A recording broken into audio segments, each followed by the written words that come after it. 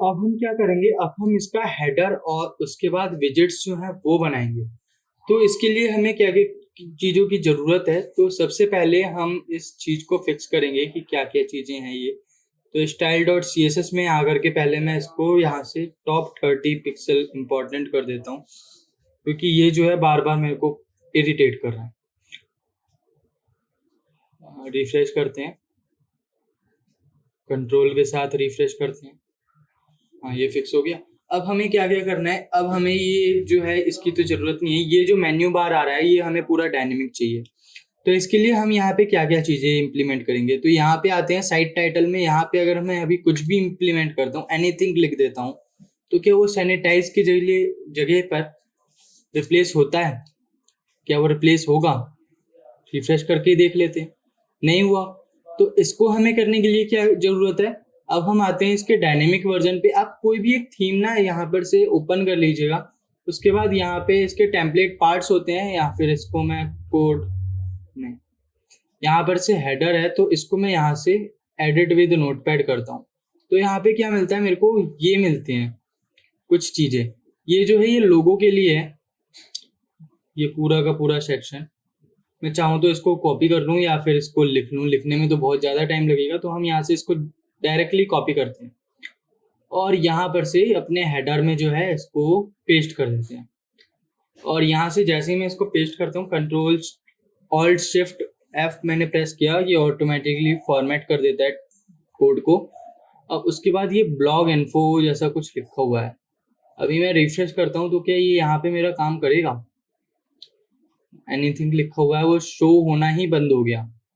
तो क्या करना है मेरे को, यहाँ पर से उसको एको कराना है।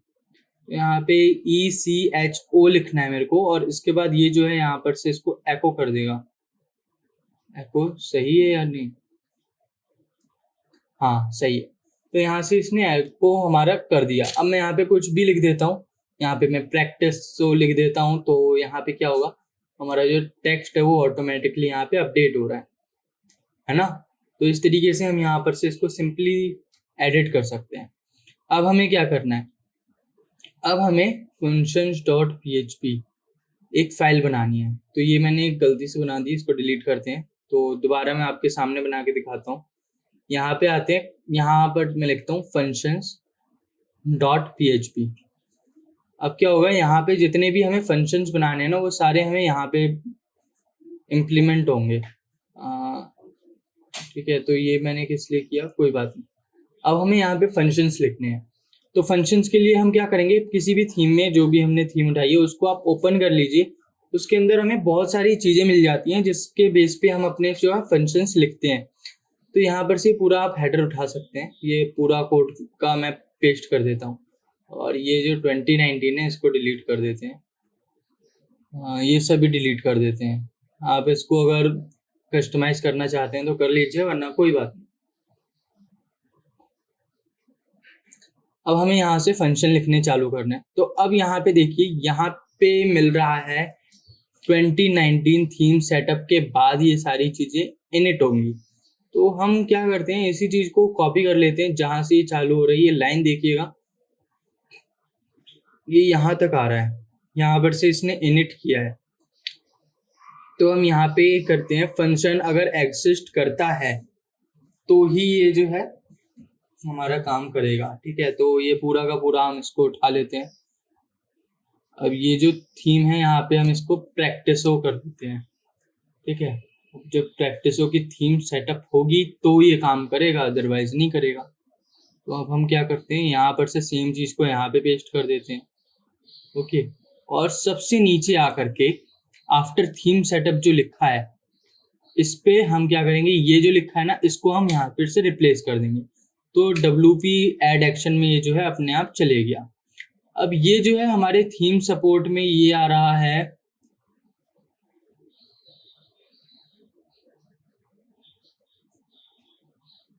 कलर प्लेट्स आ रहे हैं, तो इनको अभी डिलीट कर देते हैं। और भी क्या कुछ चीज़ें आ रही हैं, बहुत सारी चीज़ें आ रही हैं, तो उनको हम डिलीट कर देते हैं। ये और ये लोगो का है, अगर हमें लोगो को मॉडिफाई करना है तो आप यहाँ से लोगो को मॉडिफाई कर सकते हैं। क्योंकि हम जैसे यहाँ पे आ रहे हैं तो अब रिफ्रेश करेंगे तो यहाँ पे हमें एक ऑप्शन मिल जाएगा सेट अ लोगो। अब हम यहाँ से एक लोगो को सेट करके देख लेते हैं यहीं पे, और यहाँ से मैं इसको इसके क्रॉप कर दिया मैंने, तो यहाँ पे ये आ जाएगा। अब इसकी जो है हाइट विड्थ अगर मैं सेट कर दूंगा वहां से, तो ऑटोमेटिकली ये सेट कर देगा। टेक्स्ट जो है वहां से हमें रिमूव करना पड़ेगा साइड टाइटल से, तो ये सेट हो जाएगा। लेकिन मैं जो है अभी नहीं करने वाला, क्योंकि बहुत टाइम लगने वाला है इसमें, तो इसीलिए अभी मैं इसको सेट नहीं कर रहा हूँ। हमारा बाकी जो लोकल है मतलब है वो वैसे ही चलेगा नॉर्मल।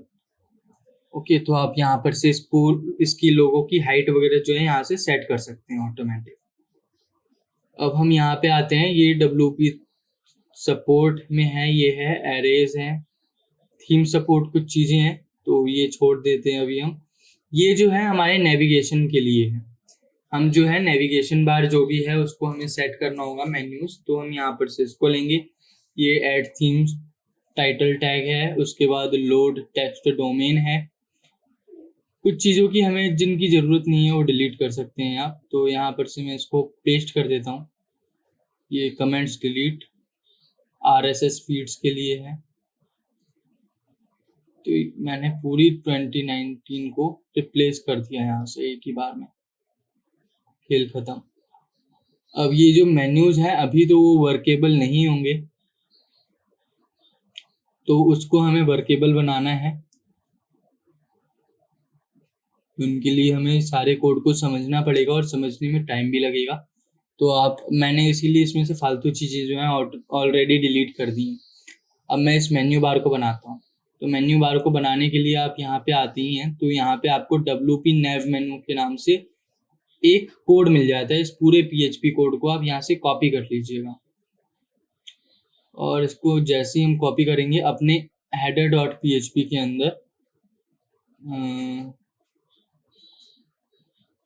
ये थीम सपोर्ट्स हैं, ठीक है, पोस्ट साइज नेविगेशन बार, पहले इसको डिलीट कर दूँ मैं फालतू चीज़ें, इस समझने में थोड़ी प्रॉब्लम आ रही है।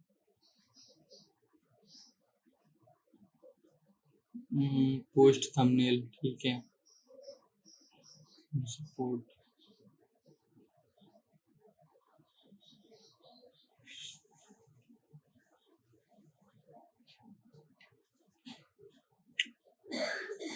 यहाँ पे जो है मेन्यूज के नाम है, तो आप यहाँ पे मेन्यू बार देख सकते हैं। तो मेरे को पहले फर्स्ट मेन्यू इनिट करना है, मैंने फर्स्ट कर दिया, और उसको जो है यहाँ पर मैं लिख देता हूँ प्राइमरी मेन्यू। ओके, और इसके बाद यहाँ पे आते हैं अब हम हेडर में, और हेडर के अंदर ये जो आप देख रहे हैं ना ULLI, इसके अंदर सारा कुछ आ रहा है, इसको के नीचे ही हमें इसको पेस्ट करना है ऐसे करके।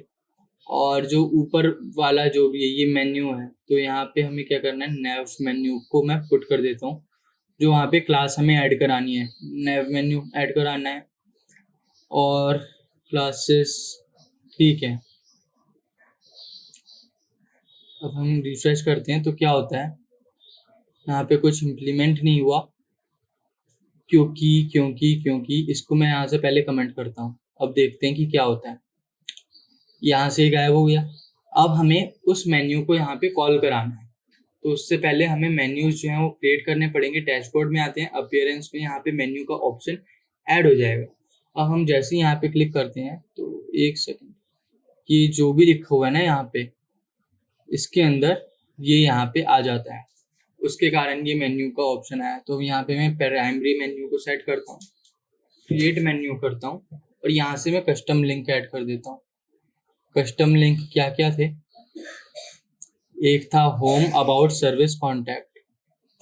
तो यहाँ पे होम, यहाँ पे hashtag add, about hashtag add to menu, service यहाँ पर से हैश, और ऐड टू मेन्यू यहाँ पे कॉन्टैक्टस, कॉन्टैक्ट हैशटैग, और ये। अब इसके बाद यहाँ से प्राइमरी पे हमने सेलेक्ट किया। अभी भी यहाँ पे शो नहीं करेगा, मेन्यू पार्ट तो हमारा बन गया लेकिन शो नहीं कर रहा। क्यों नहीं कर रहा, क्योंकि ये जो आप मेन्यू बार देख रहे हैं ना यहाँ पे, ये function.php में हमने इसका नाम रखा है प्राइमरी मेन्यू। तो इसको हम यहाँ से कॉपी करेंगे, यहाँ पे पेस्ट कर देंगे, और जैसे ही अब हम यहाँ पे रिफ्रेश करेंगे हमारे मेन्यूज में आ जाएंगे। लेकिन अब आप सोच रहे होंगे ये एकदम अजीब सा क्यों लग रहा है, क्योंकि इसके जो एंकर टैग है उसके ऊपर क्लास नहीं लगी हुई जो क्लास हमें लगानी है। तो हम क्या करेंगे, इसको क्लास ऐड करने के लिए या तो हम PHP के अंदर अंदर जाएं और उसको पूरा फंक्शन बनाएं, या फिर हम jQuery से सिंपल तरीके से ऐड कर दें क्लास को। तो हम क्या करेंगे, पहले इस आईडी को कॉपी कर लेंगे। ये जो आईडी दिख रही है, इस आईडी को हम यहाँ से कॉपी कर लेंगे, और कॉपी करने के बाद हम क्या करेंगे, यहाँ पे एक कंटेनर आ रहा है, पहले हम इसका कंटेनर फॉल्स करते हैं। एक सेकेंड, कंटेनर, इसको हम कर देते हैं फॉल्स, क्योंकि ये जो कंटेनर आ रहा है इसकी हमें कोई ज़रूरत नहीं है। अब आप ये देख रहे हैं ना मेन्यू कंटेनर, ये यहाँ से गायब हो जाएगा, जो इसके अंदर एक मेन्यू कंटेनर आ था। अब बस ये UL बचा है और कुछ भी नहीं, जिसपे एक क्लास navbar ऑलरेडी लगी हुई है। तो अब मैं इस आईडी को यहाँ से पिक करता हूँ, कॉपी। अब कॉपी करने के बाद मैं यहाँ पे आता हूँ फुटर में। फुटर में सबसे नीचे ये जो आप देख रहे हैं ना, ये सारी jQuery की स्क्रिप्ट्स लगी हुई हैं। तो इसी के नीचे मैं एक jQuery की अपनी लिख देता हूँ। पहले ये इस आईडी को पिक करेगा, उसके बाद इसके अंदर li को लेगा और li के ऊपर ऐड क्लास कर देगा। ऐड क्लास क्या करानी है हमें, जो हमारे यहाँ पे ऐड हो रही है नैव आइटम के नाम से। ठीक है, तो हम यहाँ पे लिख देते हैं, ये जो क्लास है इसको हम कॉपी कर लेते हैं और यहाँ से उसको ऐड करा देते हैं, और उसके बाद यहाँ से क्लोज करते हैं। अब देखते हैं क्या होता है यहाँ पे। क्लास तो यहाँ पे ऐड हो गई होगी नैव आइटम की, लास्ट में देखेंगे तो आप नैव आइटम की क्लास जो है ऐड हो गई, लेकिन हमें इसके नीचे जो एंकर टैग है उसके ऊपर भी एक क्लास ऐड करानी है, जिसका नाम है नैव लिंक। तो आप ये देख रहे हैं नैव लिंक है, तो इसको मैं यहाँ से कॉपी कर लेता हूँ और इसी में आकर के ऑल्ट शिफ्ट के साथ मैंने नीचे किया इसको, और उसके बाद एक और ए को पकड़ा और उसके ऊपर ये क्लास ऐड करा दिया। अब जैसे ही मैं रिफ्रेश करता हूँ तो उसके अंदर ऑटोमेटिकली क्लास आई और ये जो है ऑटोमेटिकली सेट हो गया। तो अब हमारा जो मेन्यू बार है वो तो पूरा का पूरा हो गया, और ये जो है इसको हम रिस्पॉन्सिव पे देखेंगे तो भी वो वर्क कर रहा है। तो इसमें अब कोई भी प्रॉब्लम नहीं है। प्रॉब्लम ये है कि अभी ये जो सर्च बार है इसको हमें वर्क कराना है, तो उसमें हमें लगेगा टाइम, तो इसीलिए मैं उसको अभी स्किप करता हूँ और बाद में उसको बताऊंगा। और ये जो है सेक्शन ये ठीक है। अब हमें विजेट्स बनाने हैं। इसके बाद जो विजेट्स जो हैं वो फुटर के अंदर है। मेन्यू बार तो हमारे सेट हो गए हैं। ये हमारा सर्च बार है, तो सर्च बार के लिए भी हमें ना सिंपल कोड मिल जाते हैं यहाँ पे, जिसको हम पेस्ट कर सकते हैं, लेकिन उसमें अभी लगेगा टाइम क्योंकि उसको हमें बहुत ज़्यादा कस्टमाइज करना है। इसीलिए मैं आता हूँ अभी अबाउट अस, कॉन्टैक्ट अस और सब्सक्राइबर्स के न्यूज़लेटर पे। तो इसे हम विजिट में बना के रख देंगे। तो विजिट में करने के लिए हमें क्या करना है, हमें रजिस्टर करने हैं साइड बार। ठीक है, तो साइड बार रजिस्टर करना मतलब विजिट रजिस्टर करना। इसके लिए हम क्या करेंगे, हम किसी भी थीम के अंदर आते हैं और उसके बाद इसके function.php को ओपन करते हैं, तो हमें मिलता है रजिस्टर साइड बार के नाम से ये। तो हमें इसी चीज को कॉपी करना है पूरे एड इनिट के साथ, विजिट इनिट के साथ।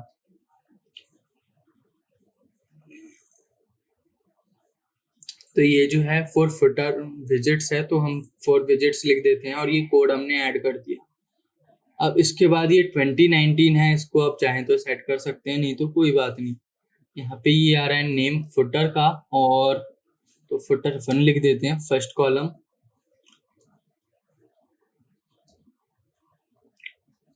उसके बाद इसका साइड बार 1 ठीक है, कुछ चेंज करने की जरूरत नहीं है। ये 2019 बार बार आता है, तो इसको हम यहाँ से एक साथ पकड़ के कुछ लिख देते हैं, यहाँ पे भी और यहाँ पे भी। 2019 को एक बार में हम लिख देते हैं यहाँ पे प्रैक्टिस हो।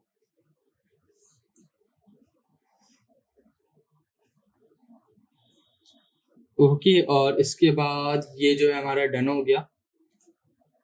अब हम यहाँ पे आते हैं यहाँ पे अभी विजिट्स नहीं आ रहे, अब मैं रिफ्रेश करूंगा तो यहाँ पे एक विजिट का ऑप्शन भी आ गया।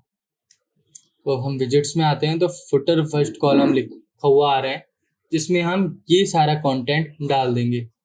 तो इसके लिए अब हम क्या करेंगे, तो ये जो आ रहा है ना, इसको हम यहाँ से एम्प्टी कर देते हैं, ठीक है, क्योंकि हम नहीं चाहते कि हमारे जो विजिट है उसके ऊपर कोई भी क्लास ये ऐड करे, तो इसी के लिए हम यहाँ से इसको हटा लेते हैं। अब इसके बाद क्या होता है, यहाँ पर से हम एक बार आते हैं इसमें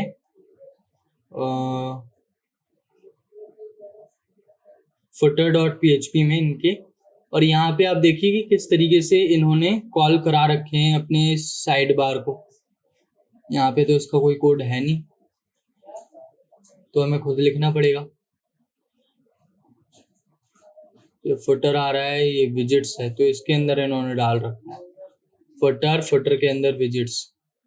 तो ये है गेट साइड, ये इफ एग्जिस्ट कर रहा हो तो ही ये हमारा कॉल करेगा, अदरवाइज नहीं करेगा। तो हम यहाँ पे आते हैं, ये अबाउट अस वाला सेक्शन एक कॉलम के अंदर है, तो अब हम इस जगह को पूरे के पूरे को यहाँ से कमेंट कर देते हैं और यहाँ पे अपना कोड जो है वो डाल देते हैं। अब इसके बाद हम यहाँ पे क्या करेंगे, यहाँ पर से अब हम इसको देखेंगे तो हट गया। अब हमें वो सारा कोड यहाँ पे शो कराना है, तो अब हम यहाँ पे इसमें से कस्टम HTML उठा लेंगे और यहाँ पे ड्रैग कर देंगे, और इसके अंदर वो जो हमारा कोड था ना ये वाला, इस पूरे कोड को हम यहाँ से कॉपी कर लेंगे और कॉपी करके वहाँ पे पेस्ट कर देंगे और यहाँ से सेव कर देंगे। ठीक है, फुटर टाइटल, ठीक है, यहाँ से अब हम इसको सेव कर देते हैं। अब जैसे ही अब हम यहाँ पे रिफ्रेश करेंगे तो वो सेक्शन जो है हमारा आ जाएगा।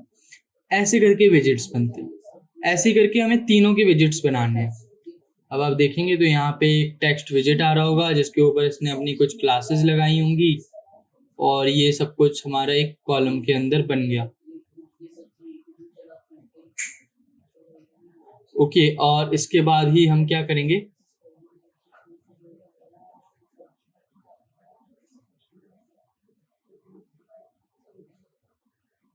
सेम जो चीज है वो हम दूसरे के लिए भी इम्प्लीमेंट कर देंगे, तीसरे के लिए भी इम्प्लीमेंट कर देंगे। तो ये कोल LG4 के अंदर ये जो भी चीजें आ रही है ना, उसके बदले में हमें वो चीज डाल देनी है यहाँ से। तो हम इसको रिप्लेस करते हैं।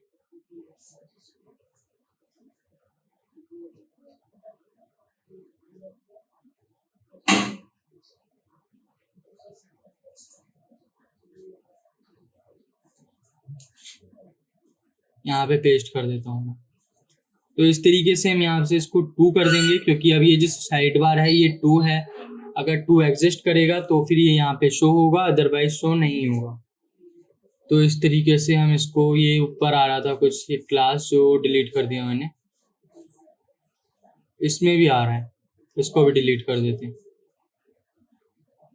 और ये यहाँ पर से हमारा गायब हो जाना चाहिए। हो गया।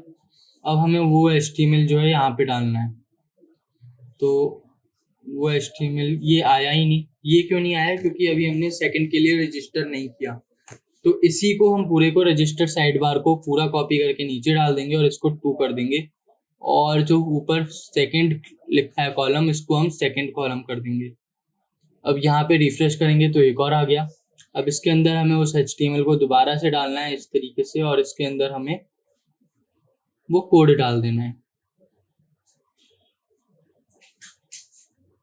ये ऐसा कोड है,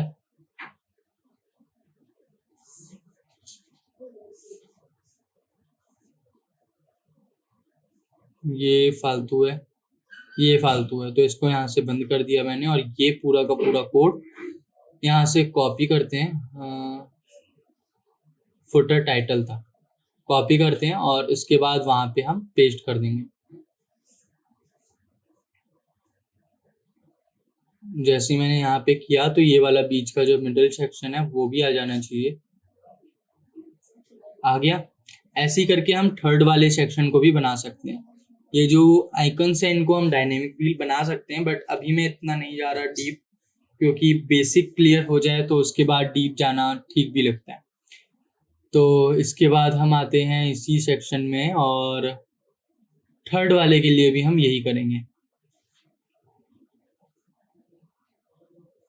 तो हम पूरे के पूरे कोड को कॉपी करते हैं और सेम कोड को यहाँ पे डाल देंगे। ओके, और इसका भी एक क्लोन बना देंगे जिस पे हम 3 लिख देंगे, थर्ड, और यहाँ पे साइड बार 3 लिख देते हैं, और किसी चीज़ की ज़रूरत नहीं है। रिफ्रेश, यहाँ पे रिफ्रेश करते हैं तो ये सेव नहीं हुआ।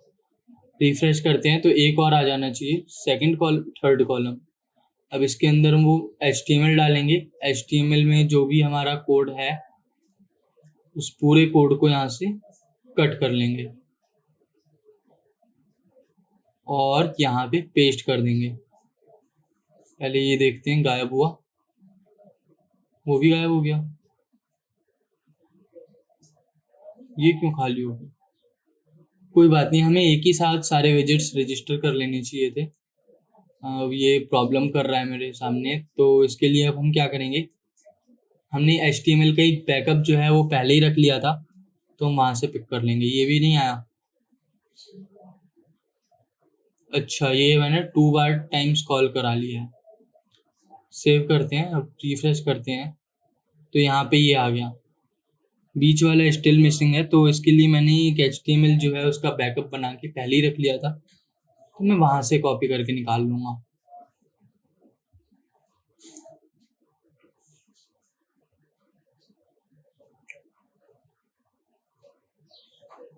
फुटर के अंदर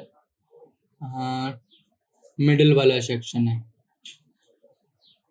कॉन्टैक्ट अस, कॉपी, और यहाँ पे आकर के पेस्ट। सेव करते हैं अब इसको हम, और उसके बाद देखते हैं कि क्या वो रिफ्लेक्ट करता है। अगर वो रिफ्लेक्ट करता है तो हमारा विजेट सेक्शन जो है वो भी कंप्लीट हो गया। तो इस तरीके से हमने बना दिया। अब ये कॉपीराइट का लास्ट बच रहा है कि कॉपीराइट में अगर आपको कुछ कंटेंट डालना है तो उसके लिए हम क्या करेंगे, एक फोर्स भी बना लेते हैं। ये सारा का सारा यहाँ से कॉपी, और ये जो है हमारा जाएगा फुटर के कॉपीराइट सेक्शन में। इसके जस्ट नीचे डाल देते हैं और इसको कर देते हैं 4, यहाँ से भी इसको 4, और ये जो कंटेंट है इसको अभी हम कमेंट कर देते हैं। यहाँ आते हैं और यहाँ से इसका एक 4th वर्जन बनाते हैं। यहाँ से इसको सेव करते हैं। अब देखते हैं कि वहाँ पे क्या वो 4th आया। इसको कॉपी कर लिया मैंने बीच वाले सेक्शन को। अब यहाँ से गायब हो गया वो। अब यहाँ पे एक बार मैं रिफ्रेश करूंगा, यहाँ पे इसको मैं फुटर थर्ड है ना, फुटर कॉपीराइट लिख देता हूँ।